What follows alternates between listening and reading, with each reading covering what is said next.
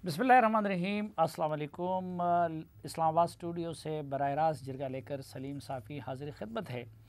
और यकीनन आज हमारा जिरगा तवील दौरानिए का न सिर्फ होगा बल्कि अफ़गानिस्तान की ताज़ा तरीन सूरत हाल से हम कोशिश करेंगे कि आपके न सिर्फ ये कि ताज़ा तरीन सूरत हाल से आगाह करें बल्कि तमाम पहलुओं का भी अहाता कर सके कि कम से कम आप सब के जहनों में एक मजमूई खाका क्लियर हो जाए। वैसे तो घंटों नहीं बल्कि मिनटों के हिसाब से सूरत हाल तब्दील हो रही है और ताज़ा तरीन इतलात के मुताबिक तालिबान न सिर्फ ये कि उन्होंने काबुल को मुहासरे में ले रखा है बल्कि अब कुछ इलाक़ों में तालिबान दाखिल भी हो गए हैं। लेकिन बजाय इसके कि मैं आपको अपडेट करूं तो काबुल में मौजूद एक मुमताज़ अफ़गान सहाफ़ी हमारे साथ होंगे। उनसे हम ताज़ा तरीन सूरत हाल लेंगे। स्टूडियो में हमारे साथ तशरीफ़ फरमा है पाकिस्तान के दफ्तर ख़ारिजा के तर्जुमान जनाब ज़ाहिद हफ़ीज़ साहब, बहुत शुक्रिया आपका तशरीफ़ लाने का। और मीनवाइल हम ये भी कोशिश करेंगे कि अफ़गान उमूर के माहिरीन की राय से भी आपको आगाह करें, तालिबान का मौक़िफ़ भी आपके सामने लाने की कोशिश करेंगे और हामिद करज़ई साहब और अब्दुल्ला साहब बिलखुसूस उनकी क़यादत में जो कमीशन बना है और बहरहाल वो दोनों काबुल में हैं तो उनका मौक़िफ़ भी आज के जरिए में हम आपके सामने लाएंगे। लेकिन पहले अफ़गान दारुल हुकूमत काबुल की ताज़ा तरीन सूरत हाल जानते हैं और काबुल से हमें ज्वाइन कर रहे हैं जनाब अनीसुर्रहमान साहब। अनीसुर्रहमान, अस्सलाम वालेकुम। वालेकुम सलाम सलीम साहब, बहुत शुक्रिया। पहले तो ये बताइए कि डॉक्टर अशरफ गनी की फैक्चुअल पोजीशन क्या हैं, वो क्या जा चुके हैं काबुल से और क्या वो रिज़ाइन दे चुके हैं? अच्छा, देखिए, बात ऐसी थी कि फैसला ऐसा हुआ था कि डॉक्टर अशरफ गनी जो प्रेसिडेंशियल पैलेस है जो अफगानिस्तान में उसको अर्क कहा जाता है वहाँ रिज़ाइन देंगे। फिर तालिबान और अमेरिका की जो वहाँ की क़यादत मौजूद थी उनका कहना था कि नहीं, अर्क में रिज़ाइन नहीं होगा, बल्कि एयरपोर्ट में होगा जहाँ से वो रिज़ाइन देकर जहाज़ के ज़रिए 3 मुल्क उनको बताए गए थे कि आप इस 3 मुल्कों में जा सकते हैं। एक जो था ताजिकिस्तान था, एक उज़्बेकिस्तान और दूसरा ओमान था। हमारी ताज़ा तरीन सूरत हाल इंफॉर्मेशन यही है कि वो ना ताजिकिस्तान गए हैं ना उज़्बेकिस्तान बल्कि ओमान गए हुए हैं और उस वक्त वहाँ पे वो मौजूद हैं। अच्छा अनीस, तो ये बताइए कि हेली में ओमान तक फ्लाई करना तो बहुत मुश्किल है। एक इतलात ये भी है कि शायद वो काबुल के अंदर अमेरिकन एम्बेसी में हैं। ये है कि जहाँ तक हमारी इतलात है उनका जो एयरप्लेन था या तैयारा था काम एयर, उनकी जो रूट थी हमारे दोस्तों ने उनको ट्रैक किया हुआ है और उनका तैयारा जो है ओमान में उतरा है। पहले उसकी जो है पाकिस्तान में थे, फिर उज़्बेकिस्तान और उसके बाद जो है उसका रुख ओमान गया है और वहाँ पे जो है वो ट्रैक जो है वो वहाँ पे रुक गया है। तो इस वजह से हम ये कह सकते हैं कि वो ओमान में उतरा है। अच्छा, जो नायब सदर थे अमरुल्लाह साले, क्या वो भी कुछ मेरी इतलात यही है कि शायद वो पंशेर मुंतकिल हो गए हैं? आपकी इसके बारे में क्या इतला है कि वो भी पंशेर गए हैं या कि नहीं, वो भी बैरून मुल्क चले गए हैं? नहीं, बिल्कुल आपकी इतला ठीक है, वो पंशेर में है, लेकिन हो सकता है कि वो ताजिकिस्तान चले जाएं। अच्छा, और उनके जो बाकी करीबी साथी थे, नेशनल सिक्योरिटी एडवाइज़र हमदुल्ला मुहिब हो गए, बाकी इस तरह के लोग, तो वो कहाँ पे हैं? वो भी उनके साथ जा? हमदुल्ला मुहिब साहब जो है वो अशरफ गनी के साथ गए हैं। अच्छा, वो भी उनके साथ गए हैं। जी, अच्छा, जी। ये बताइए कि इस वक्त काबुल शहर की सूरत हाल क्या है? जब सदर छोड़ गए हैं तो अब कंट्रोल किसके हाथ में है? काबुल शहर इस वक्त जो है बिल्कुल खामोश है। दुकानें बंद हैं, बाजार बंद है, मार्केट बंद है, सड़कों पे ना गाड़ियां हैं, कुछ भी नहीं है। और तालिबान ने भी कहा है और अफगान मिनिस्ट्री ने भी कहा है, इंटीरियर मिनिस्ट्री ने, कि 8 बजे से आज 8 बजे से कल 8 बजे तक जो है वो लोग घरों पर रहें, घरों से ना निकले, ताकि सिक्योरिटी के जो खदशात हैं वो दूर किए जाएं।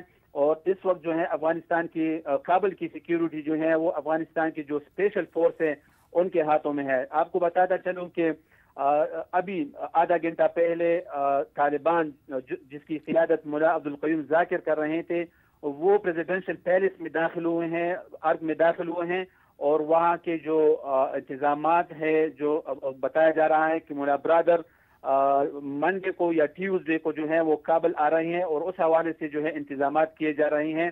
جو آپ نے کہا کہ حامد کرزئی, ڈاکٹر عبداللہ اور گلبدین حکمتیار اس پروسیس کو آگے لے کر جائیں گے اور منڈے یا ٹیوزڈے کو جو ہے ملا برادر کو آفیشلی جو ہے حکومت ڈیلیور کریں گے. اچھا انیس صاحب ہمارے ساتھ رہیے, ہم نے مزید بھی اپڈیٹ لینے ہیں آپ سے, لیکن ہمارے سے ہیں زاہد حفیظ صاحب دفتر خارجہ کے ترجمان.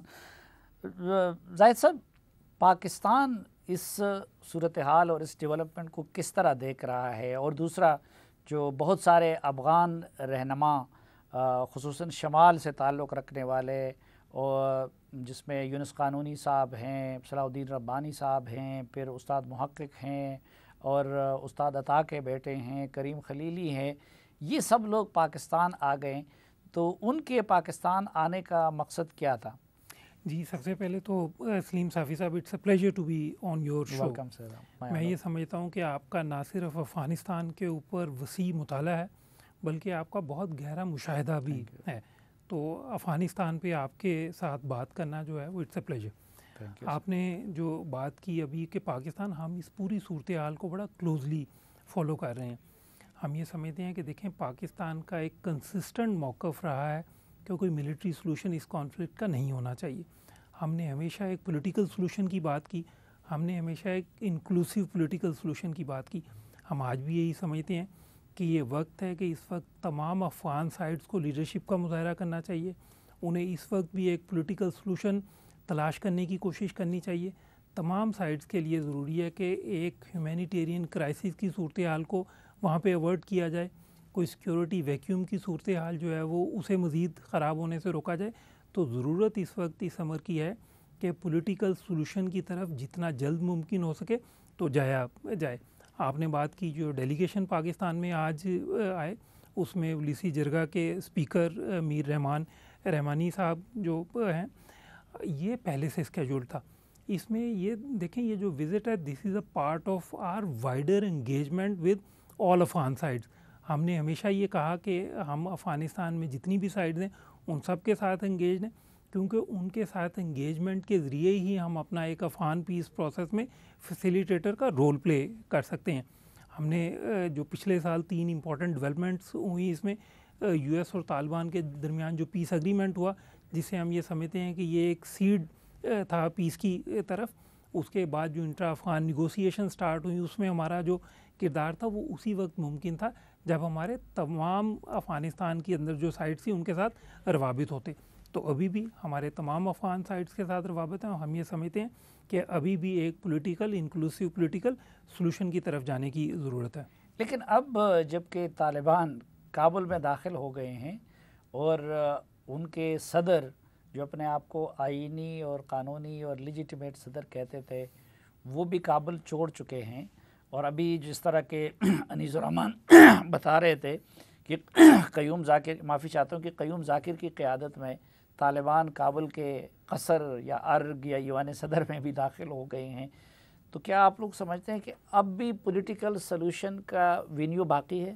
دیکھیں, ہم یہ سمجھتے ہیں صافی صاحب کہ افغانستان میں دیرپا امن کا قیام جو ہے وہ بہت ضروری ہے, اور اس کے لیے بہرحال ایک جو ہے وہ پولیٹیکل سلوشن کی طرف ہی جانا چاہیے. اور اس وقت بھی تمام انرجیز ہم یہ سمجھتے ہیں افغان سائڈز کی, وہ تمام انرجیز جو ہے وہ صرف ہونی چاہیے ایک انکلوسیو پولیٹیکل سلوشن ڈھونڈنے کے لیے. تو ہمارا دیکھیں پاکستان کا تو ایک بہت کنسسٹنٹ موقف رہا ہے. صافی صاحب, جب پوری دنیا یہ سمجھتی تھی کہ افغان مسئلے کا حل ملٹری سلوشن ہے, پاکستان اس وقت, آپ خود یہ تبصرہ کرتے رہے ہیں اس پر, اس وقت پاکستان کہتا تھا کہ اس مسئلے کا کوئی ملٹری سلوشن نہیں. تو آج بھی ہم یہ سمجھتے ہیں کہ دیکھیں, دیرپا قیام اگر افغانستان میں ہونا ہے تو اس کے لیے باہر ایک political solution, inclusive political solution کی امپورٹنس ہے.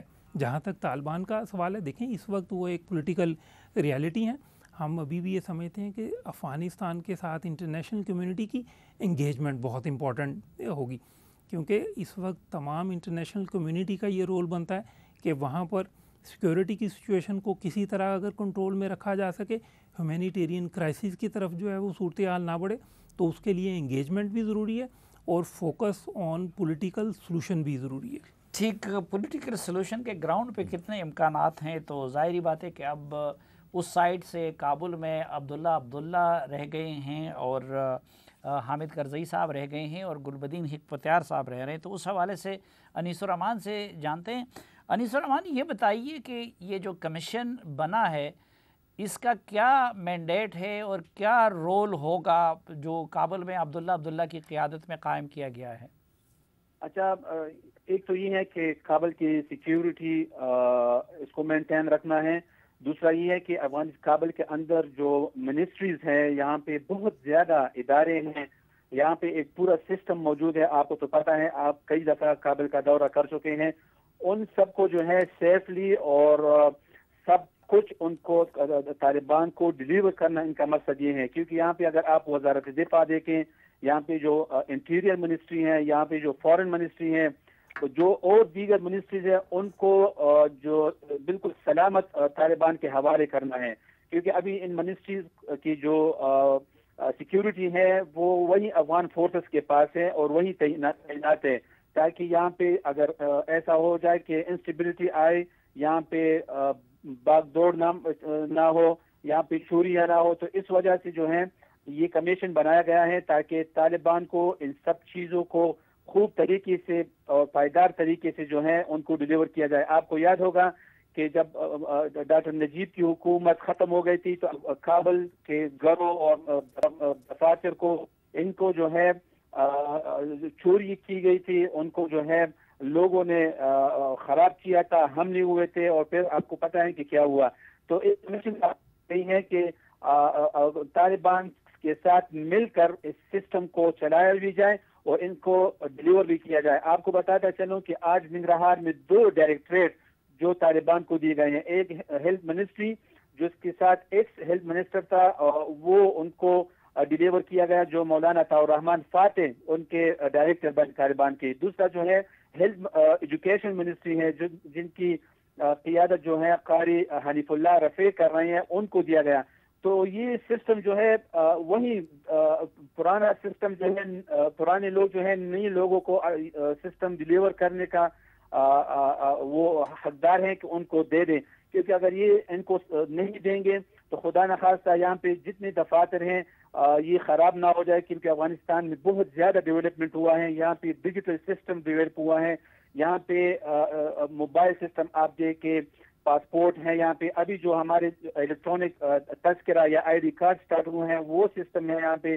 تو ان سب چیزوں کو طالبان کو بریفلی دینا ہے، اگر ان کو بریفلی نہیں دیں گے یہ تو پھر جو ہے سارا سسٹم خراب ہو جائے گا، اور پھر یہ ہوگا کہ اس میں 3-4 سال لگ سکتے ہیں اگر یہ خراب ہو گئے۔ تو افغان حکومت کے ساتھ اس وقت خزانے میں بہت زیادہ پیسہ بھی موجود ہے، اگر ہم یہ کہیں کہ بلین ڈالرز موجود ہے اس وقت افغانستان کے خزانے میں، تو زیادہ تو ان سب چیزوں کو جو ہے طالبان کو خوب طریقے سے دینا ہوگا۔ جی اچھا، اور جو ڈپلومیٹس ہیں، کون کون سے ممالک نے اپنے سفارت خانے بند کر دیے؟ اور یہ جو آج صبح خبر آئی تھی کہ امریکن ٹروپس لینڈ کر گئے ہیں اپنے سفارتی عملے کے تحفظ کے لیے، تو امریکی سفارت خانے کی کیا صورتحال ہے؟ پاکستانی سفارت خانے کی کیا صورتحال ہے؟ رشین سفارت خانے کی بالخصوص کیا صورتحال ہے؟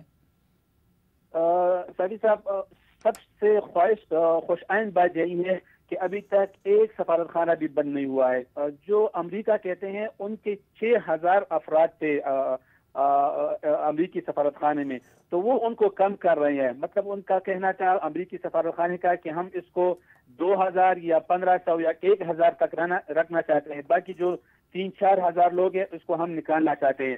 باقی جو رشیا ایمبیسی ہے سب جو ہے فنکشنل ہے، کام کر رہے ہیں، ویزے دے رہے ہیں، لوگوں کا بہت رش ہے، کیونکہ کچھ لوگ اسٹوڈنٹس ہیں ان کے، کیونکہ کووڈ-19 تھا تو اس وجہ سے کووڈ-19 ختم ہو گیا، ویکسینیشن ہو گئی ہے افغانستان کے اندر، تو اب لوگوں کی پڑھائی جاری ہے، تو لوگ ویزے لے رہے ہیں، کچھ لوگ جو ہیں افغانستان سے نکل رہی ہیں، تو ابھی تک کوئی سفارت خانہ یا ایمبیسی بند نہیں ہوا ہے. ان کی سیکیورٹی بھی جو ہے افغان فورسز کے پاس ہے، اور جب سارا سسٹم طالبان کو ڈیلیور ہوگا تو پھر یا تو یہی فورسز ان سفارت خانوں کو سیکیورٹی فراہم کریں گے، یا طالبان جو ہے اپنی اپنی سیکیورٹی لائیں گے اور ان کو سیکیورٹی دیں گے. اس وقت کوئی ٹینشن نہیں ہے. جو وزیر اکبر خان کا ایریا ہے یا کارت پروان کا ایریا ہے کابل کے اندر، تو وہ سب سیکیور ہے اور کوئی عملہ اس وقت افغانستان سے نہیں نکل رہا. صرف یو کے اور امریکہ اپنے لوگوں میں کمی لا رہے ہیں، باقی جو ہے سفارت خانے کھلے ہوئے ہیں. جی اچھا انیس الرحمان، آپ بھی ہمارے ساتھ رہیے، اور زاہد حفیظ صاحب نے بھی مہربانی ہمارے ساتھ موجود رہیں گے. ابھی پہلے ذرا میں اپنا تجزیہ آپ کے ساتھ شیئر کرنا چاہتا ہوں کہ اشرف غنی صاحب کی حکومت آخر کیوں ان کے دعووں کے باوجود وہ ریزسٹ نہیں کر سکی. یہ بھی آج ساری تفصیل میں نے آپ کو بتانی ہے کہ کیا وجوہات تھی کہ جس کی وجہ سے اشرف غنی کی حکومت ریزسٹنس نہیں کر سکی. افغان فورسز کی تعداد کیا تھی، ان کی صورتحال کیا تھی، اس میں کتنے اسپیشل فورسز تھے، ان پہ کتنا خرچہ آیا تھا، وہ افغان فوج کیوں ریزسٹ نہیں کر سکی. اور ابھی انیس الرحمان نے ذکر کیا کہ قیوم ذاکر کی قیادت میں طالبان قصر میں یا ارگ میں داخل ہوئے ہیں. تو آج یہ بھی میں آپ کو بتانے کی کوشش کروں گا کہ افغان طالبان کی قیادت کی کیا کمپوزیشن ہے، اس میں سیاسی فرنٹ پہ کون کون لوگ اہم ہے اور نظامی فرنٹ پہ کون کون لوگ اہم ہے. ان سب سوالوں کا جواب آج کے جرگے میں جاننے کی کوشش کریں گے، لیکن ایک مختصر سے وقفے کے بعد.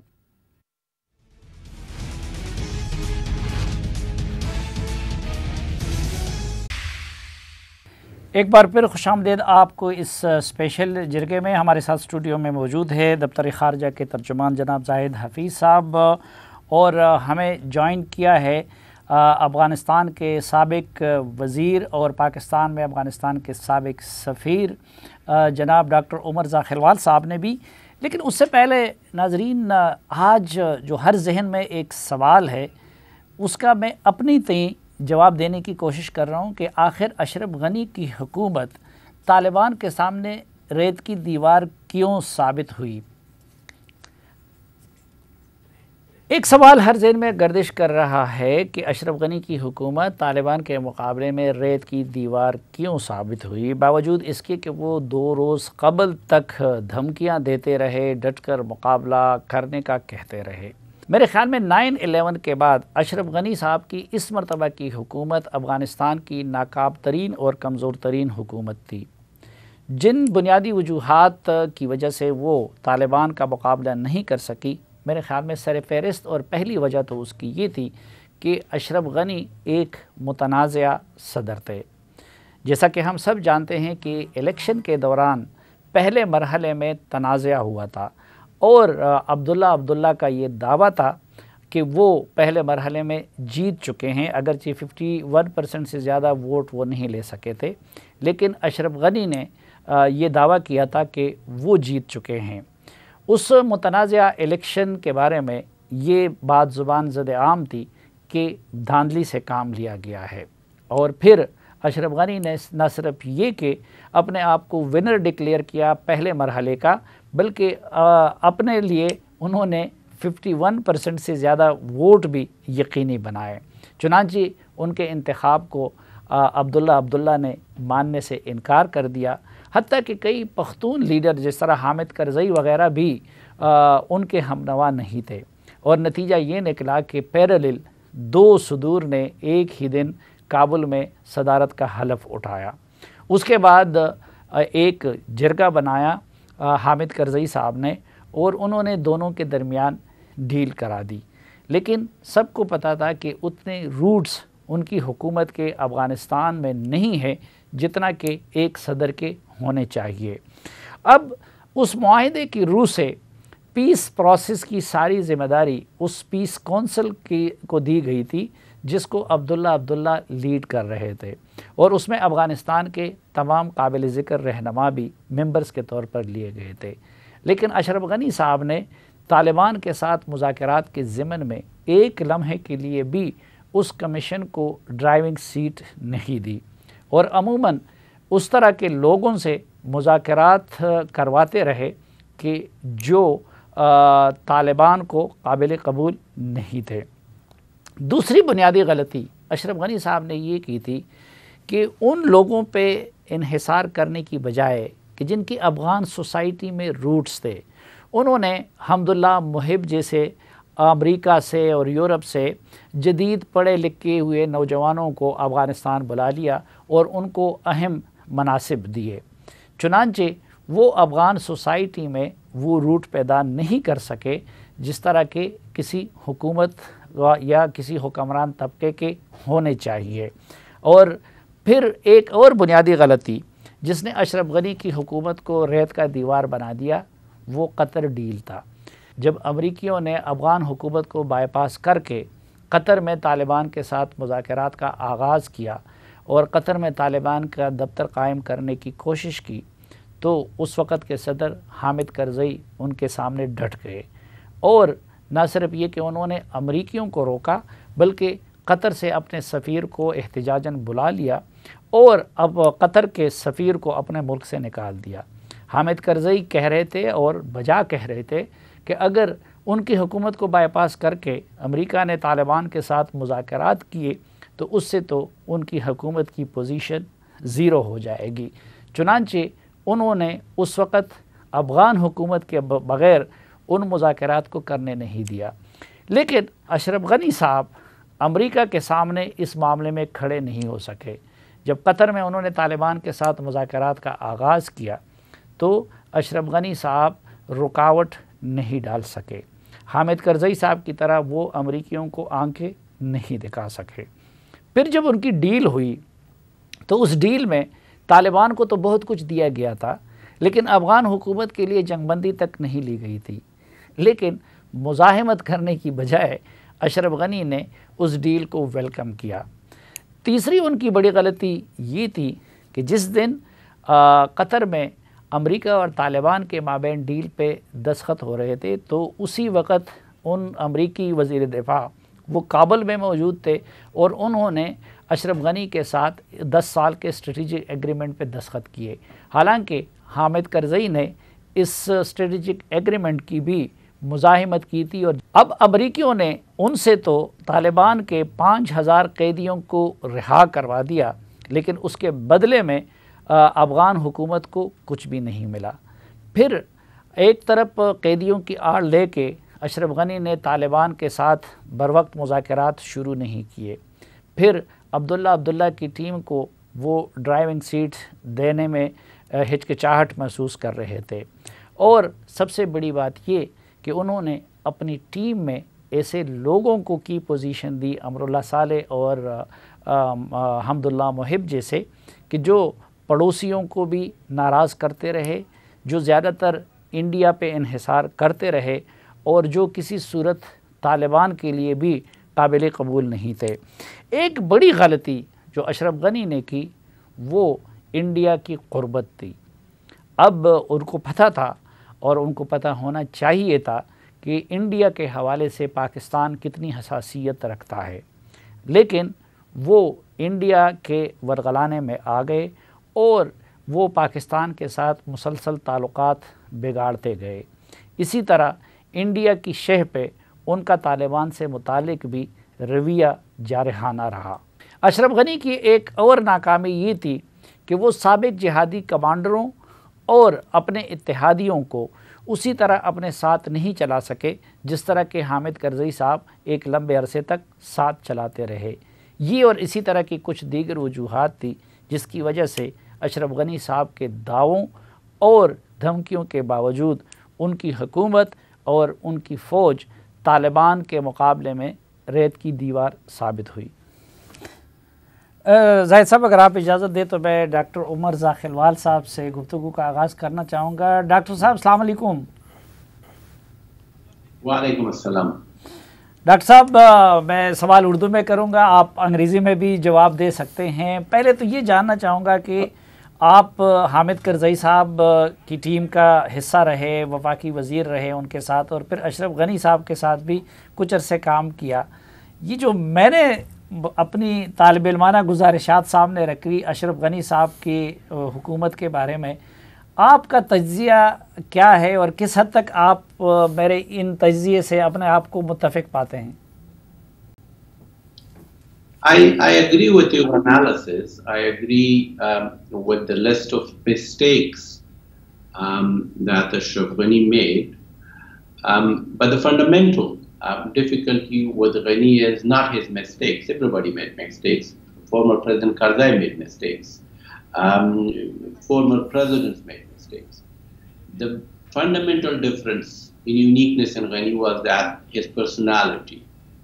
He unfortunately was a very fake personality. He was a habitual liar.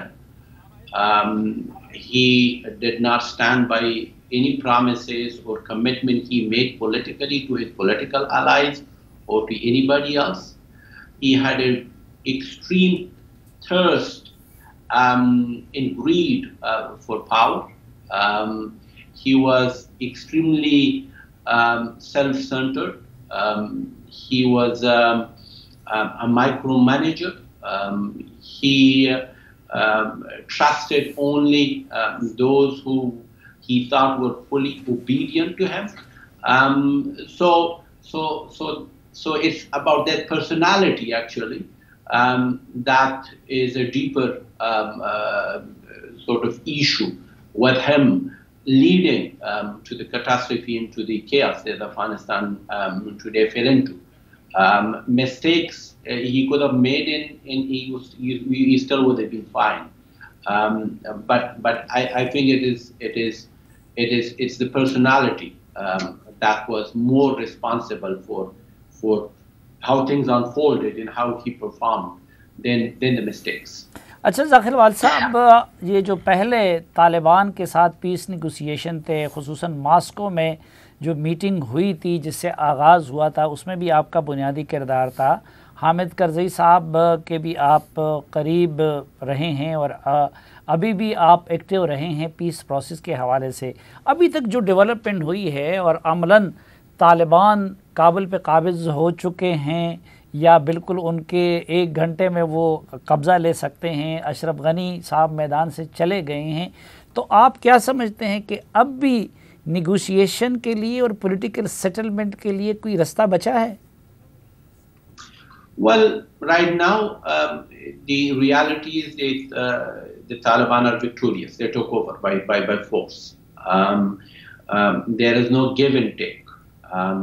About the sort of what Taliban would give in return for what the state would give or the government would give. The government is now Taliban's. It is in their hand. Every province, including now Kabul, is in their hand. The palace is in their hand. Now it becomes more about the future. Whether Taliban would want to be a sustainable force in this country, or whether they would want to repeat the mistakes of the past 40 years, which were not sustainable, of which they were part once as well. In the past 40 years, we saw the communist regime. They came in forcefully, took over, but because there was a monopoly of power, there was governance by force, even with support of the Soviet Union, they could not sustain in collapse. Then there was the Mujahideen after, exact same thing. They wanted a monopoly of power or struggle for power. They ended up being defeated by the Taliban. And the Taliban could not sustain either after 6 years. Again, their collapse was extremely sudden. And now, of course, Ashraf Ghani's government faced the exact same consequence, and the Taliban are victorious. And I do hope that the Taliban have learned from all those mistakes, including the mistakes of themselves, and it's now in their hands how they lay the foundation for the future. They could lay the foundation for a very sustainable state, a very inclusive state, a very peaceful state for a long term, and they could, the same way made history with defeating the US and NATO, they could certainly go down in history extremely well by setting a foundation in which people are comfortable and people are not scared, they do not run away. Or they could make a mistake and lay the foundation in which Afghanistan becomes once again isolated. They become isolated. It becomes a pariah state. So it's in their hands now. جی بہت شکریہ doctor عمر رضا خلوال صاحب اور زاہد حبیب.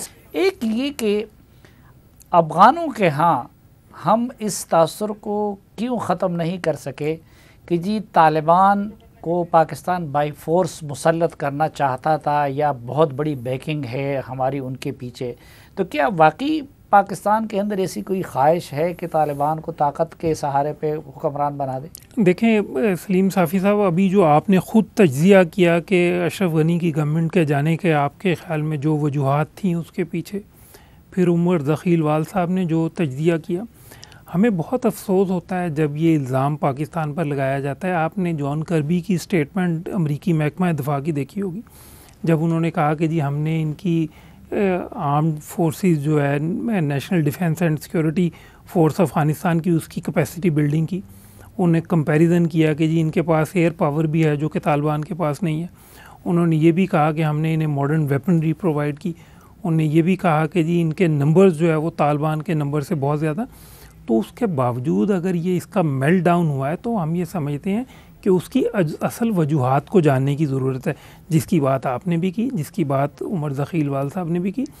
Governance کے جو issues تھے وہاں پہ انہیں جاننے کی ضرورت ہے کہ جو ایک کوشش کی جا رہی تھی پاکستان کو اسکیپ گوٹ کرنے کی، اب یہ جو ڈیولپمنٹس ہیں ان سے یہ بات ثابت ہو گئی ہے کہ یہ گورننس کے ایشوز تھے، یہ ان کے اپنے فیلیئرز تھے، لیکن اس کے لیے کسی دوسرے ملک کو اس کا مورد الزام نہیں ٹھہرایا جا سکتا. دیکھیں پاکستان کی جو خواہش ہے وہ افغانستان میں صرف اور صرف امن کی ہے.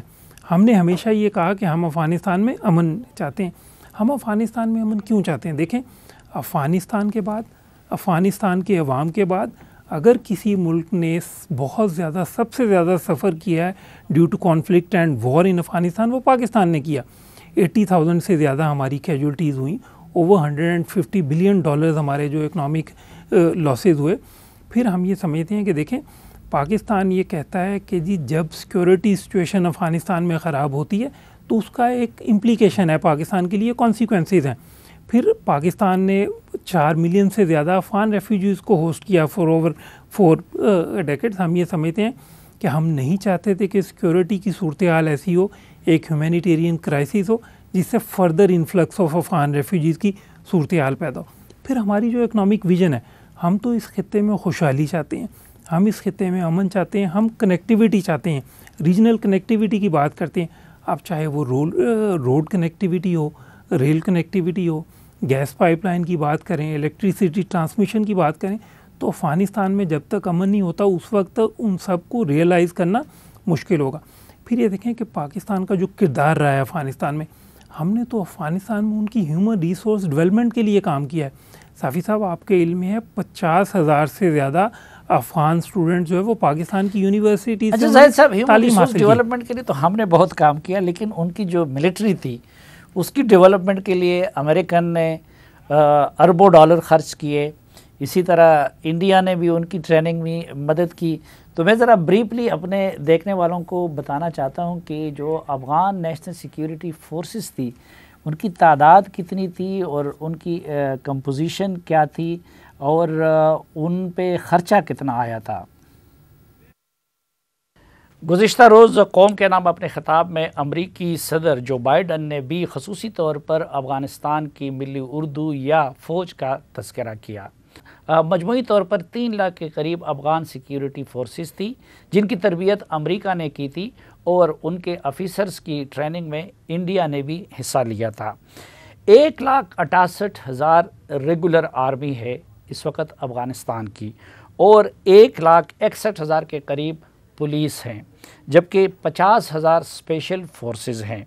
اور ہم سب جانتے ہیں کہ اس پہ امریکیوں نے اربوں ڈالر کا خرچہ کیا تھا ان کی ٹریننگ اور ان کی تربیت پہ.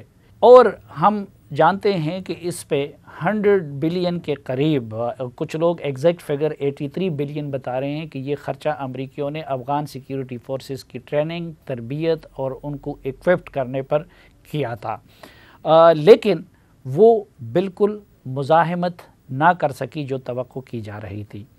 حالانکہ آج سے کچھ عرصہ قبل، یعنی 2 سال تک افغان سیکیورٹی فورسز نے طالبان کا ڈٹ کر مقابلہ کیا، اور اس پورے عرصے میں جبکہ امریکی آپریشنل پوزیشن سے نکل گئے تھے، تو ان 2 سالوں میں مختلف جگہوں پہ اور خصوصاً جنوبی اور مشرقی افغانستان میں افغان سیکیورٹی فورسز نے طالبان کا ڈٹ کر مقابلہ کیا، اور وہ کرتے رہے کیونکہ ایکوپڈ طالبان کے مقابلے میں وہ زیادہ تھے۔ لیکن اب وہ بالکل ریت کی دیوار ثابت ہوئے، اور کسی بھی جگہ پہ افغان سیکیورٹی فورسز نے افغان طالبان کا مقابلہ نہیں کیا۔ میرے خیال میں اس کی ایک بنیادی وجہ تو مورال کا ڈاؤن ہونا تھا۔ ان کے جو کمانڈر تھے، یعنی وزیر دفاع اسد اللہ خالد، جو آج سے کچھ عرصہ قبل تک خود میدان جنگ پہ جا کے اور وردی پہن کے کمانڈ کیا کرتے تھے، اس دوران اچانک غائب ہو گئے اور بیماری کا کہہ کر امریکہ چلے گئے، جس کی جگہ بسم اللہ خان کو دوسرا وزیر دفاع مقرر کرنا پڑا۔ آپ ان کے مورال کے ڈاؤن ہونے کا اس سے اندازہ لگا لیجئے کہ پچھلے 2 مہینوں کے دوران صدر اشرف غنی نے 2 ان کے آرمی چیف تبدیل کر دیے، لیکن اس کے باوجود بھی افغان نیشنل آرمی جنگ پہ آمادہ نہیں ہوئی، اور کسی بھی صوبے میں انہوں نے بھرپور مزاحمت نہیں کی، بلکہ اکثر جگہوں پہ وہ طالبان کے آگے ہتھیار ڈالتے رہے۔ اچھا زاہد صاحب، یہ تو میری ایک طالب علمانہ انالیسز ہے جو سامنے رکھ دیا، لیکن ایک الزام یہ بھی لگتا رہا کہ بھائی ان کی فورسز تو گراؤنڈ پہ تھی، اور طالبان کی سینکچوریز تھی پاکستان میں، یا اب بھی ہیں۔ اس الزام کے جواب میں آپ کیا کہتے ہیں؟ کہ وہ کہتے ہیں کہ جی ہماری فورسز اس لیے کامیاب نہیں ہو سکی کیونکہ ان کے پاس سینکچوریز نہیں تھی اور طالبان کے پاس سینکچوریز تھی۔ صافی صاحب، اس میں سب سے پہلے تو یہ دیکھیں کہ آپ خود افغانستان کو آپ نے اسٹڈی کیا، بغور اس کا آپ نے مشاہدہ کیا، طالبان کسی نہ کسی صورت میں افغانستان کے ایک بہت بڑے علاقے پر بہرحال ان کا پریزنس تھی۔ تو جب اتنی بڑی ان کی پریزنس افغانستان کے اندر موجود تھی، ان کی سپورٹ بیس افغانستان کے اندر موجود تھی، جو کہ آج ہمیں نظر آ گئی کہ جس طرح انہوں نے 10 دن کے اندر جو ہے وہ سارا، تو اس کے لیے یہ کہنا کہ جی انہیں کسی آؤٹ سائڈ ہیونز کی سینکچوریز کی سپورٹ تھی، ہم یہ سمجھتے ہیں کہ انتہائی غیر مناسب بات ہے۔ دوسرا، پھر ہمارا افغانستان کے ساتھ ایک کوآپریشن میکنزم ہے جسے ہم Afghanistan Pakistan action plan for peace and solidarity کہتے ہیں۔ اس میں ورکنگ گروپس ہیں، اس میں انٹیلیجنس کوآپریشن کا ورکنگ گروپ موجود ہے، اس میں سیکیورٹی کوآپریشن کا ورکنگ گروپ موجود ہے، باقی اکنامک کوآپریشن اور ریفیوجیز کا، لیکن خاص طور پر میں ان 2 ورکنگ گروپس کے حوالے سے بات کروں گا، سیکیورٹی کوآپریشن کا ورکنگ گروپ اور انٹیلیجنس کوآپریشن کا ورکنگ گروپ۔ ہم یہ کہتے تھے کہ بجائے اس کے کہ آپ بلیم گیم کریں، آپ ہمارے ساتھ اس کے شواہد پیش کریں، تو ہمارے ساتھ اس طرح کے کوئی جو ہے وہ ان کے پاس ٹھوس شواہد نہیں تھے۔ آپ کے بھی علم میں ہے کہ پاکستان میں 4 ملین سے زیادہ افغان ریفیوجیز موجود ہیں، آپ کے بھی علم میں ہے کہ بارڈر سے جو ہے وہ ڈیلی کی basis per around 20,000 people cross the border. اور دوسری یہ بات کہ دیکھیں فتح کلامی، میرے علم میں یہ بھی ہے کہ پچھلی بار دنیا کے کسی ملک نے طالبان کی حکومت کو تسلیم نہیں کیا تھا، ایک پاکستان نے کیا تھا، اور سعودی عرب اور UAE نے بھی شاید پاکستان کی شے پہ کیا تھا۔ اب اگر پولیٹیکل سیٹلمنٹ کے بغیر طالبان کنٹرول حاصل کر لیتے جس طرح انہیں حاصل کر لیا، تو اس بات کا کتنا امکان ہے کہ پاکستان کی حکومت ان کی حکومت کو تسلیم کر لے؟ دیکھیں صافی صاحب، ہم یہ سمجھتے ہیں کہ اس وقت جو ضرورت ہے وہ اس امر کی ہے کہ اگین میں دوبارہ at the cost of repetition کہوں گا کہ پولیٹیکل سلوشن کی بات کی جائے۔ ہم ابھی بھی یہ سمجھتے ہیں کہ انکلوسیو پولیٹیکل سلوشن کے لیے گنجائش موجود ہونی چاہیے۔ ہم یہ سمجھتے ہیں کہ افغانستان کے ساتھ انگیجمنٹ ضروری ہے، نہ صرف ہماری انگیجمنٹ بلکہ انٹرنیشنل کمیونٹی کی انگیجمنٹ ضروری ہے۔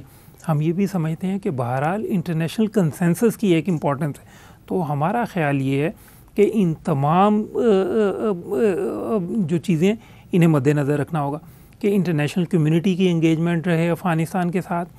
ہم یہ سمجھتے ہیں کہ انٹرنیشنل کنسنسس بہت ضروری, اور بہرحال افغانستان میں دیرپا امن کے قیام کے لیے پولیٹیکل سلوشن کی اہمیت بہت زیادہ ہے.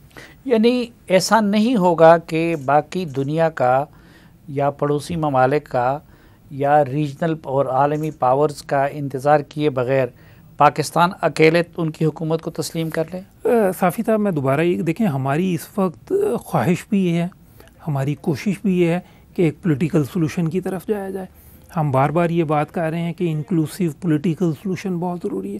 اسی لیے ہماری انگیجمنٹ جو ہے ہم نے پیس پروسیس کو سپورٹ پہلے بھی کیا, ہم اب بھی کر رہے ہیں, اور ہم یہ سمجھتے ہیں کہ یہ صرف ہمارا رول نہیں ہے, باقی انٹرنیشنل کمیونٹی کا بھی رول. جب ہم انگیجمنٹ کی بات کرتے ہیں کہ انٹرنیشنل کمیونٹی کی انگیجمنٹ ضروری ہے, تمام جو امیجیٹ نیبرز ہیں افغانستان کے ان کی انگیجمنٹ ضروری ہے. تو میں یہ دوبارہ آپ سے کہوں گا کہ اس وقت تمام انرجی جو ہے وہ اس چیز پر صرف ہونی چاہیے کہ ایک پولیٹیکل سلوشن کی ہی بات کی جائے تاکہ افغانستان میں دیرپا امن کا قیام ممکن ہو سکے جو کہ سسٹین کر سکے. ٹھیک جی, بہت شکریہ. ناظرین, ہمیں بریک لینی پڑ رہی ہے نیوز ہیڈ لائنز کے لیے, اور آج کا جرگہ ہمارا طویل دورانیے کا ہے, تو ہیڈ لائنز کے بعد جرگہ کو کنٹینیو رکھیں گے, اور اگلے سیگمنٹ میں ہم آپ کو طالبان کی موجودہ قیادت کی کمپوزیشن بتائیں گے. پھر جو اس وقت طالبان کے ساتھ نیگوسیشن کے لیے یا پولیٹیکل سیٹلمنٹ کے لیے کابل حکومت کی سائڈ سے جو 3 بندوں کی کمیشن بنی ہے, اس میں ایک گلبدین حکمتیار بھی ہیں, تو ان کے داماد ڈاکٹر غیرت بہیر اور ترجمان بھی ہمارے ساتھ ہوں گے. جو مزید ڈیولپمنٹ ابھی تک ہوئی ہے اس کا بھی تذکرہ ہوگا, اور اس کا بھی تذکرہ ہوگا کہ امریکن اس وقت کیا چاہتے ہیں اور ابھی تک امریکن نے کیا کچھ کیا تھا جس کی وجہ سے افغانستان کے حالات یہاں تک پہنچے. ہم اس دوران طالبان کا موقف بھی آپ کے سامنے لانے کی کوشش کریں گے, تو ہمارے ساتھ رہیے, دیکھتے رہیے جیو نیوز, اور ملتے ہیں ہیڈ لائنز کے بعد.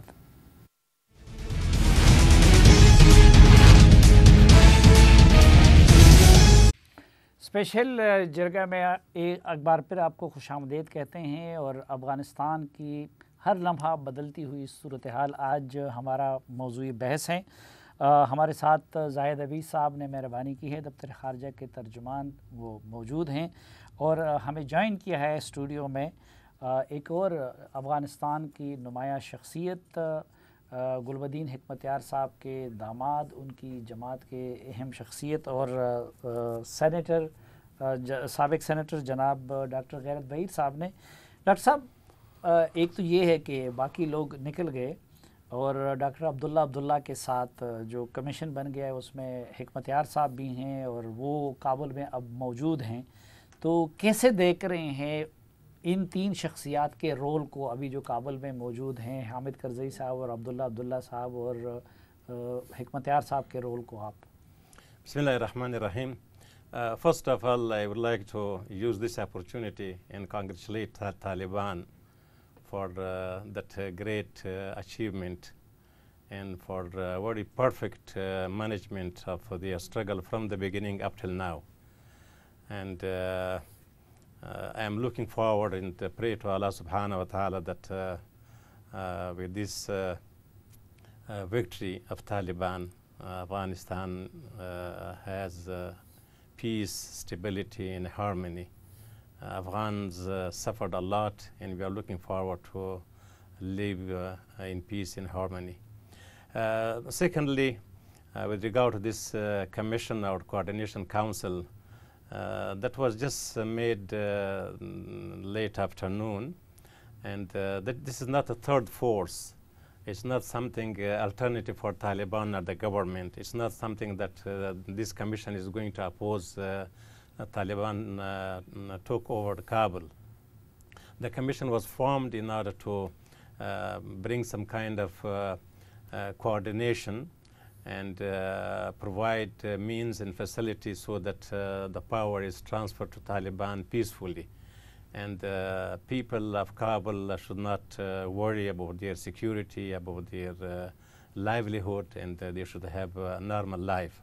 So this was the main purpose of that coordination council.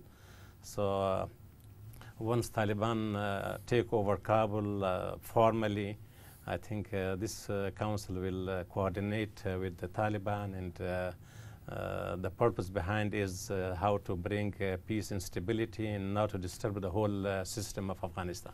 अच्छा डॉक्टर साहब, काबुल का तो अर्ग तक उन्होंने ले लिया, तो आपने टेक ओवर का लफ्ज़ इस्तेमाल किया, तो क्या वहाँ पे कब्ज़े के बाद भी कोई इंक्लूसिव गवर्नमेंट बनाने का या पॉलिटिकल सेटलमेंट की गुंजाइश मौजूद है, या कि नहीं आपका ख्याल है कि तालिबान माजी की तरह तनहा हुकूमत करने की कोशिश करेंगे?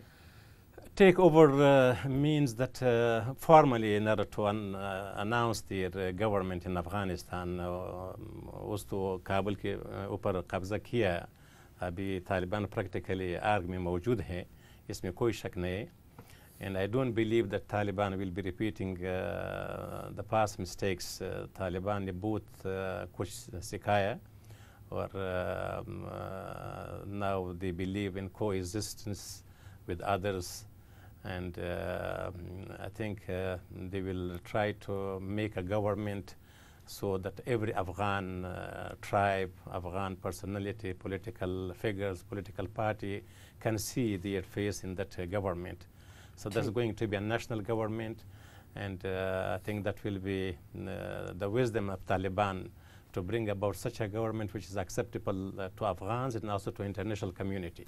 अच्छा, लास्ट टाइम हमें याद है कि तालिबान की पहली लड़ाइयाँ हुई आपकी जमात हिज़्ब इस्लामी के साथ, फिर हिज़्ब वहदत के रहनुमा अब्दुल अली मज़ारी को उन्होंने मार दिया उस वक़्त, और आपके लीडर और सुसर गुलबदीन हिकमतयार भी चारासियाब में तालिबान से बच गए, वरना उनको भी खाकम बदहन कत्ल करने का उनका इरादा था.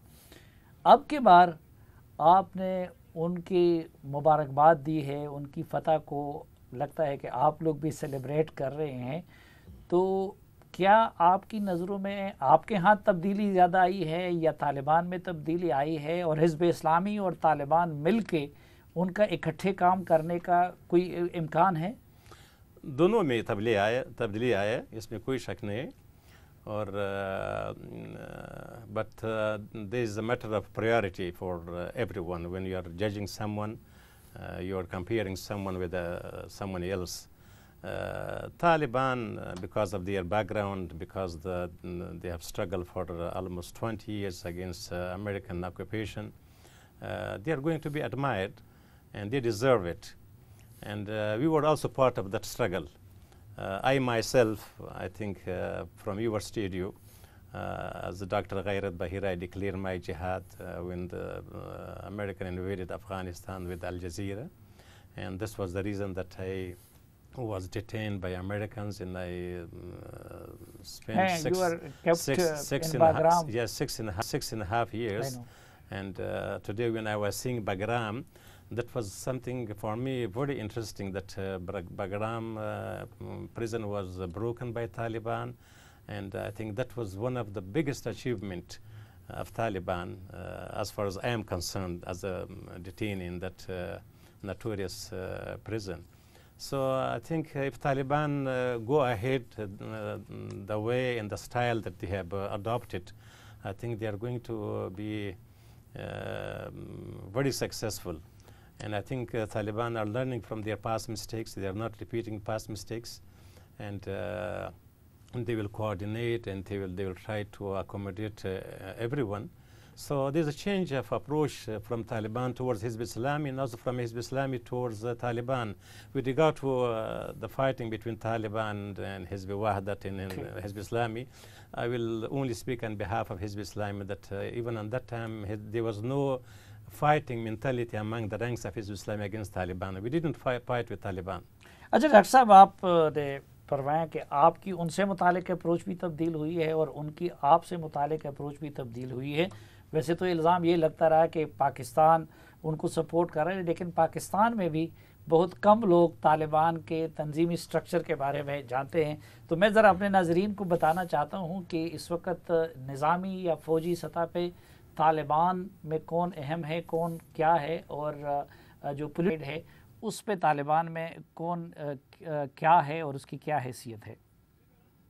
طالبان ایک بار پھر افغانستان کے حکمران بننے جا رہے ہیں، لیکن طالبان کے حوالے سے بہت کم حقائق لوگوں کو معلوم ہے۔ بعض اوقات تو ان کی لیڈرشپ کے بارے میں بھی کنفیوژن رہتی ہے۔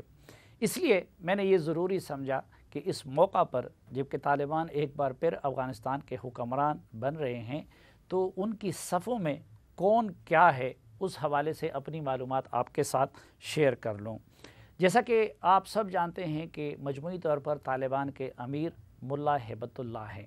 پہلے امیر ان کے ملا محمد عمر تھے، ان کے بعد ملا اختر منصور امیر بنے، اور جب ان کو امریکیوں نے ڈرون حملے کا نشانہ بنایا تو اس کے بعد سے لے کے اب تک ملا ہیبت اللہ ہی طالبان کے امیر ہیں، جن کو وہ امیر المومنین مانتے اور پکارتے ہیں۔ ملا ہیبت اللہ کے ساتھ دو ان کے نائبین ہیں، ایک ان کے ساتھ نائب ملا یعقوب ہیں جو کہ ملا محمد عمر کے صاحبزادے ہیں، جبکہ دوسرے نائب ان کے ساتھ سراج الدین حقانی ہیں جو خلیفہ کے نام سے بھی جانے جاتے ہیں۔ اسی طرح ملا ہیبت اللہ کا جو پولیٹیکل معاون ہے یا جو پولیٹیکل فرنٹ پہ ان کے نمبر 2 ہیں وہ ملا برادر ہیں، جو کہ اس وقت قطر میں طالبان کے مذاکراتی ٹیم کی قیادت کر رہے ہیں۔ جو لوگ میدان پہ جنگ کر رہے تھے، جو مزاحمت کر رہے تھے اور جو اس وقت بھی مزاحمت کر رہے ہیں، یعنی جنگی میدان میں طالبان کا ڈھانچہ کچھ اس طرح ہے کہ ایک ان کا جنگی کمیشن ہے جس کو طالبان اپنے ہاں نظامی کمیشن کہتے ہیں، تو اس کمیشن کے سربراہ ملا محمد عمر کے بیٹے ملا یعقوب ہے، اور پھر ان کے 2 معاونین ہیں، ایک ملا قیوم ذاکر ہیں جو 23 صوبوں کے انچارج تھے اور یہاں پہ طالبان کی جنگ کو کمانڈ کر رہے تھے اور اب بھی کمانڈ کر رہے ہیں۔ دوسرے ملا صدر ابراہیم ہے جو کہ جنوبی افغانستان میں کمانڈ کر رہے ہیں، تو ملا قیوم ذاکر اور مولوی صدر ابراہیم یہ دونوں ملا یعقوب کے معاونین کے طور پر یا نائبین کے طور پر کام کر رہے ہیں۔